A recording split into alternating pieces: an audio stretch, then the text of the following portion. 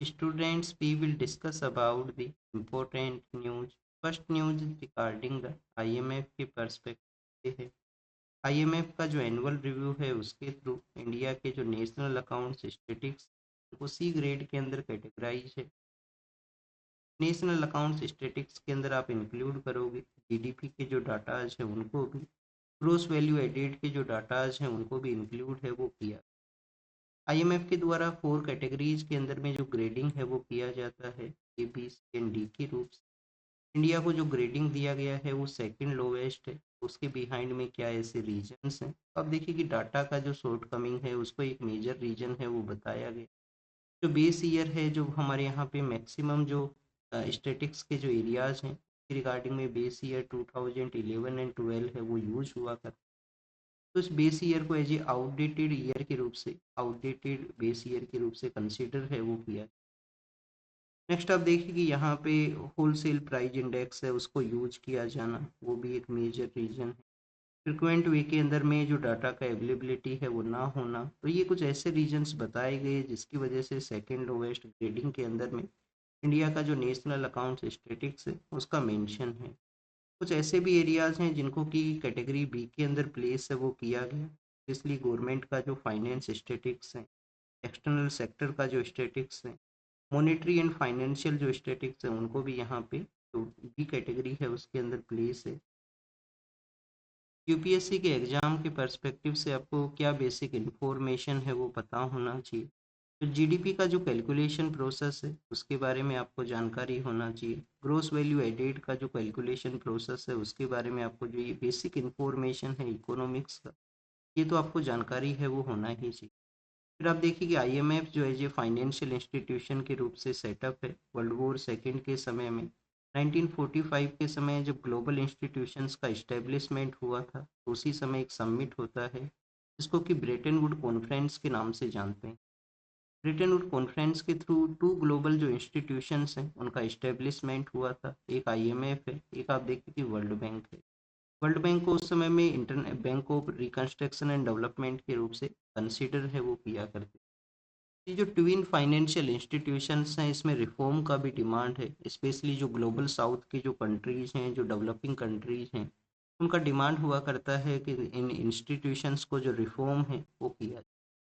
तो अब देखिए कि ये आपको बेसिक इन्फॉर्मेशन है वो पता होना चाहिए। नेक्स्ट अगर हम बात करें सुप्रीम कोर्ट के पर्सपेक्टिव से, सुप्रीम कोर्ट के द्वारा ministry of information and broadcasting को कहा गया कि आपको जो गाइडलाइंस हैं उनके ऊपर वर्क करने का ज़रूरत है, जिससे कि आप देखिए कि यूजर के द्वारा जो जनरेटेड कंटेंट है उसके थ्रू यहाँ पे इनोसेंट पर्सन्स हैं, जो विक्टिम्स हैं, उनको प्रोटेक्ट है वो किया जा सके। इंटरनेट के थ्रू जो कंटेंट क्रिएशन है उसकी रिगार्डिंग, तो इनका मेंशन है वो उसके रिगार्डिंग यही है कि जो आर्टिकल 19 है, आर्टिकल 19 यहाँ पे आपको freedom of speech and expression है वो प्रोवाइड करता है। बट कुछ रीजनेबल जो रेस्ट्रिक्शंस हैं, जैसे इंडिया का जो सोर्निटी है, इंटीग्रिटी है, हमारे जो फ्रेंडली रिलेशंस हैं, पब्लिक ऑर्डर का जो सिचुएशन है, तो इन सब एरियाज हैं। और भी काफ़ी सारे एरिया हैं जो आपको याद होने चाहिए। अगर आपको नहीं पता है तो पॉलिटी का जो बुक है उसमें जाके रीड कीजिए। आर्टिकल 19 का जो क्लोज 1 है इसमें freedom of speech and expression के बारे में मेंशन है, तो उसके जो रीजनेबल रेस्ट्रिक्शंस हैं वो क्या यहाँ पे मेंशन है। तो स्टूडेंट्स आप देखिए कि यहाँ पे जो रीजनेबल रेस्ट्रिक्शंस का अवेलेबिलिटी होना, डेट मीन्स कि यूजर का जो कंटेंट है, जो कंटेंट का जो क्रिएशन है उसके रिगार्डिंग में सम काइंड ऑफ रेगुलेशन है, सम काइंड ऑफ स्टैंडर्ड्स है, उनको इम्प्लीमेंट करने का ज़रूरत है। तो इसी वजह से ministry of information and broadcasting, ministry of information and broadcasting को गाइडलाइन है वो प्रिपेयर करना चाहिए। अलावा अगर हम बात करें इंटरनेट के बारे में, या आप देखिए कि इंटरनेट का जो मिसयूज है, अभी रिसेंटली जो G20 का समिट हुआ था उस दौरान में जो आर्टिफिशियल इंटेलिजेंस जो एक न्यू डोमेन इमर्ज हुआ है प्रेजेंट समय में, तो उसके भी मिसयूज को रोकने के रिगार्डिंग में जो इनिशिएटिव इंडिया के द्वारा प्रपोज किया गया था, एआई कॉम्पैक्ट के नाम से उस इनिशिएटिव को हम जाना करते हैं। हरियाणा के वहाँ पे जो स्पोर्ट्स की एक्टिविटीज़ हैं उसमें कुछ इंसिडेंट्स वो सामने आए थे, स्पेशली जो बास्केटबॉल प्लेयर्स हैं उनके द्वारा जो पोल एरिया हुआ करता है जहाँ पे बास्केटबॉल है उसको आप देखिए कि बॉल को बेसिकली उस जिस बास्केट एरिया के अंदर में बॉल को आप देखिए कि ऐड किया जाता है, तो उसी के रिगार्डिंग में वो पोल का गिरने की वजह से प्लेयर्स का डेथ हुआ। अब ये उस स्टेट का सिचुएशन है जिस स्टेट के थ्रू आप देखिए कि हमारा जो ओलंपिक गेम्स हैं या स्पोर्ट्स के जितने भी गेम्स हैं जहाँ पे बेटर वे के अंदर परफॉर्मेंस है वो हुआ करता है, स्पेशली जो एथलेटिक्स के गेम हैं उन एरियाज के अंदर में। अब ये उस स्टेट का सिचुएशन है, ऐसे हमारे स्टेट जहाँ पे प्रॉपर कोई प्लेयर नहीं है, प्लेयर का इमरजेंस नहीं हुआ है, तो वहाँ पे आप देखिए कि जो स्पोर्ट्स के जो कॉम्प्लेक्सेज हैं उनका किस तरीके से रेगुलेशन है वो किया जाता है। स्पोर्ट्स सेक्टर्स के अंदर में हम प्रमोट हो सके, हरियाणा के अंदर में तो ये जो स्टेट का जो पॉलिसी है वो काफ़ी बेटर है, काफ़ी अच्छे वे में है। जो मनी है वो भी प्रोवाइड किया जाता है, प्लेयर्स का जो परफॉर्मेंस है उनको गवर्नमेंट जॉब का जो सिक्योरिटी है वो भी वहाँ पे प्रोवाइड है वो हुआ करता है। हमारा जो गवर्नमेंट का टारगेट है, जो यूनियन गवर्नमेंट का जो टारगेट है, टारगेट ओलंपिक पोडियम, जिसके थ्रू हम ओलंपिक गेम्स के अंदर में बेटर परफॉर्म करें, मेडल विनर्स जो प्लेयर्स हैं हमारी कंट्री के अंदर में इमर्ज हैं वो हो सकें, तो उसके रिगार्डिंग में आप देखिए कि टारगेट ओलंपिक पोडियम नाम का जो स्कीम है वो चलाया गया। आसाम के वहाँ पे स्पेशली जो टी का जो आप देखिए कि टी का जो ट्राइबल कम्युनिटीज़ हैं उनको यहाँ पे जो शेड्यूल ट्राइब का जो स्टेटस है वो ग्रांट किया गया है आसाम कैबिनेट के द्वारा। तो मैक्सिमम से मैक्सिमम आप उन ट्राइबल कम्युनिटीज़ के बारे में रीड कर सकते हो, कौन सी वो कम्युनिटीज़ हैं, काफ़ी कम चांसेस हैं कि कोई आपसे क्वेश्चन है वो पूछा जाए।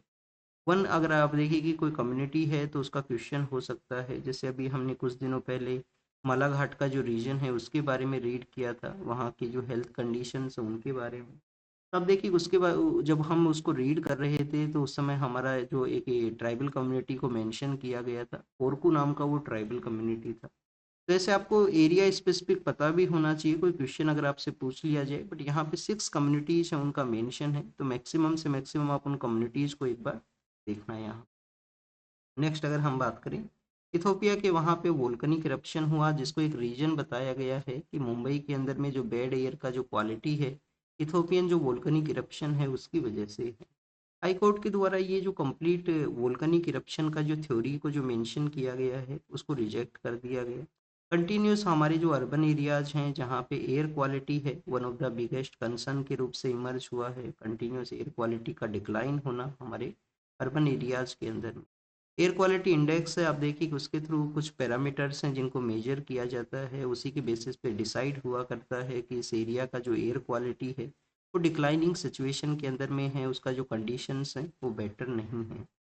नेक्स्ट अगर हम डिस्कस करें तो स्टूडेंट्स अभी हमारा जो डिफेंस फोर्सेज के रिगार्डिंग एक जजमेंट है वो डिलीवर हुआ था।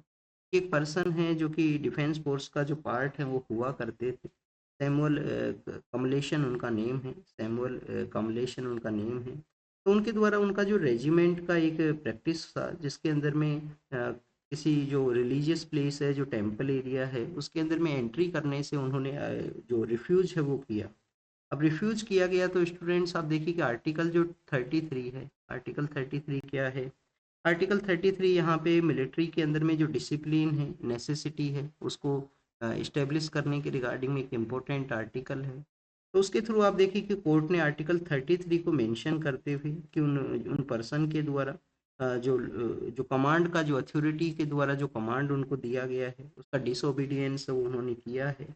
और पर्सनल जो फेथ है उसको यहाँ पे कंसिडर है वो नहीं किया गया कि पर्सनल फेथ के थ्रू उनको ये प्रैक्टिस को कैरी आउट है वो करना है।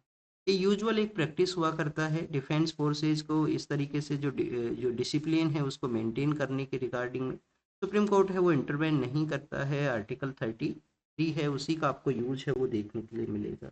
तो यहाँ पे बेसिकली जो मेंशन राइटर के द्वारा किया गया है वो यही है कि टॉलरेंट वे के अंदर में हमारा जो कॉन्स्टिट्यूशनल वैल्यूज हैं वो टॉलरेंस का जो प्रोसेस है उसको प्रमोट करती हैं।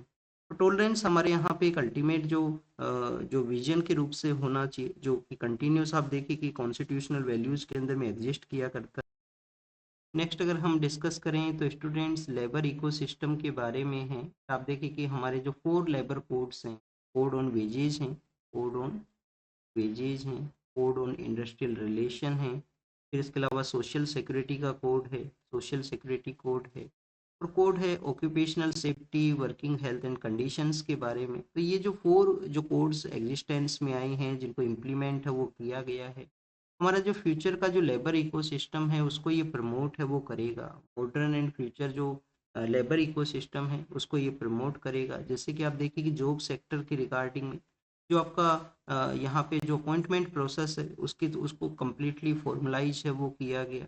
आपको जो वेज का जो गारंटी है वो ये प्रोवाइड करता है। सोशल सिक्योरिटीज के अंदर में जो इमर्जिंग जॉब्स हैं जैसे कि प्लेटफॉर्म जॉब्स हैं, गिग वर्कर्स का जॉब हैं, उसको भी यहाँ पे इंक्लूड है वो किया गया सोशल सिक्योरिटी के डोमेन के अंदर में। और ऑक्यूपेशनल सेफ्टी जो समय समय पे हमारे इंडस्ट्रियल एरियाज में जो ऐसे इंसिडेंट्स हुआ करते हैं, ऑक्यूपेशनल सेफ्टी को नेग्लिजियंस करना, तो सेफ वर्किंग कंडीशंस हैं उसको भी प्रमोट करने का कोशिश है। तो फ्यूचर के रिगार्डिंग में इम्पोर्टेंट एरियाज रहेंगे जिनको यहाँ पे मेंशन हमने किया है। नेक्स्ट आप देखिए कि इंडिया कंटिन्यूस अपना जो एयर क्वालिटी है वो डिक्लाइनिंग सिचुएशन में क्यों है। हमने आप देखिए कि ओड इवन का जो कॉन्सेप्ट है उसको भी प्रमोट किया था। स्मोक टावर्स हैं वो भी लगाए गए हैं। इवन क्लाउड सीडिंग का जो प्रैक्टिस है वो भी किया गया जिससे कि आर्टिफिशियल रेन हो सके, एयर क्वालिटी है उसको क्लीन है वो किया जा सके। तो इन सब प्रैक्टिस के बाद में भी क्यों एयर क्वालिटी है वो यहाँ पे क्लीन फेज के अंदर में नहीं है, तो उसके बिहाइंड में कुछ रीजंस ये हैं कि जो वेस्टर्न ट्रैप है, कुछ ऐसी आइडियोलॉजीज हैं, कुछ ऐसी फिलोसफीज हैं जो ओन बुक के ऊपर में आपको बेटर लगेंगी, बट इंडिया का जो ज़रूरत है, हमारी कंट्री का जो ज़रूरत है, उसके इम्प्लीमेंटेशन के रिगार्डिंग में वो इम्पोर्टेंट। एक लिबरल जो ट्रैप है, वेस्टर्न ट्रैप है, उसको एक रीजन बताया गया कि जो यहाँ पे जो फिलोसफीज हैं एयर क्वालिटी को क्लीन करने के रिगार्डिंग में, या जो आइडियाज़ हैं वो आइडियाज़ इंडिया में एग्जिस्ट, इंडिया में उनका इम्प्लीमेंटेशन है कोई बेटर रिजल्ट्स को गेन नहीं करता है, क्योंकि यहाँ पे हमारा जो लोकल जो नेटिव नीड है उसका ज़रूरत है, वो जो प्रॉब्लम्स हैं उनको लॉन्ग टर्म बेसिस के ऊपर टैकल है। स्टूडेंट श्रीनगर के बारे में मेंशन है। श्रीनगर के जो लोग हैं कैसे अपना जो ट्रेडिशनल लाइवलीहुड है वो बताया गया कि हॉर्टिकल्चर का जो एरिया है, कैसे जो वेस्टलैंड है, यहाँ पे जो माउंटेन एरियाज हैं, उनका जो सिचुएशन उस जो लाइवलीहुड है उसको इम्पैक्ट है वो करता है। तो आप देखिए कि हमारे जो फ्रेजाइल इकोसिस्टम का होना, क्लाइमेट जो कंडीशंस हैं उनका यहाँ पे बेटर ना होना, ये कुछ ऐसे रीजन्स हैं जिसकी वजह से आपको कंटिन्यूस जो लाइवलीहुड की रिगार्डिंग में, या जो उस एरिया से जो लोग डिपेंड हुआ करते थे, तो उनके रिगार्डिंग में एक स्ट्रगल आपको देखने के लिए। इंडिया और इंडोनेशिया के जो लीडर्स हैं वो एक डिस्कशन में हैं, डिफेंस मिनिस्टर्स की, जो हमारे यहाँ पे जो ब्रह्मोस मिसाइल है, ब्रह्मोस मिसाइल का आप देखिए कि एक कंट्री दूसरे कंट्री को अपना जो डील है जिसके थ्रू शेयर कर सके, टेक्नोलॉजी के थ्रू शेयर हो सके। तो सुपरसोनिक ये हमारा एक सुपरसोनिक मिसाइल है जिसको इंडिया और रसिया ने जॉइंटली वे के अंदर में इनिशियली डेवलप है वो किया था। इंडोनेशिया के जो लीडर हैं, इंडोनेशिया के लीडर के साथ में ये जो डिफेंस का डिस्कशन क्यों किया गया, एक तो हमारा लुक ईस्ट का जो पॉलिसी है, लुक ईस्ट और एक्ट ईस्ट का जो पॉलिसी है उसको ये प्रमोट करता है। आसियान कंट्रीज को हम हमारे ही साथ में जो शेयर्ड वैल्यू शेयर्ड कल्चर के रूप से कंसिडर हैं वो किया करते हैं। और इंडोनेशिया के जो लीडर हैं हमारे रिपब्लिक डे के सेलिब्रेशन के दौरान में भी आएंगे। तो स्टूडेंट्स ये कुछ ऐसे रीजन्स हैं, हमारा जो क्लोज पार्टनरशिप है, जो हमारा स्ट्रेटजिक इम्पोर्टेंस है एक दूसरे का, उसके रिगार्डिंग में ये जो डिफेंस शेयरिंग है वो किया गया। फिर इसके अलावा सुप्रीम कोर्ट ने अपने लिमिटेशंस के बारे में बताया है कि उनके पास में कोई मैजिक नहीं है जिसके थ्रू एयर क्वालिटी उनके द्वारा यहाँ पे इम्प्रूव है वो कर दिया जाए। ये ग्रास रूट लेवल के ऊपर में जो इनिशिएटिव्स है उनके इम्प्लीमेंटेशन के थ्रू ही एग्जिस्टेंस में आएगा। फिर आप देखिए कि हमारा जो फूड का जो सेक्टर है, केमिकल जो एडल्ट्रेशन है फूड के अंदर में, ये आप देखिए कि सिंथेटिक डाइज का यहाँ पे यूज करना जो परमिटेड है वो नहीं है। तो यहाँ पे एक ओरामाइन जो है उसको मेंशन किया गया। ओरामाइन एक सिंथेटिक डाई है जो कि इंडस्ट्रियल डाई के रूप से एग्जिस्ट किया करती है, और इसका जो यूज है वो आपको लेदर इंडस्ट्री के अंदर में आपको देखने के लिए मिलेगा। तो ओरामाइन जो येलोइस कलर के रिगार्डिंग में यूज हुआ करता है, बैन है, फूड हमारे फूड के जो लॉज हैं उसके थ्रू इसको बैन किया गया है, बट स्टिल इसका यूज आपको मिलता है जो हेल्थ को इम्पैक्ट करता है। आप देखिए कि लाइफ का लॉस भी हो सकता है इस तरीके से, जो हमारा जो नर्वस सिस्टम का जो वर्किंग है उसको ये इम्पैक्ट है वो किया।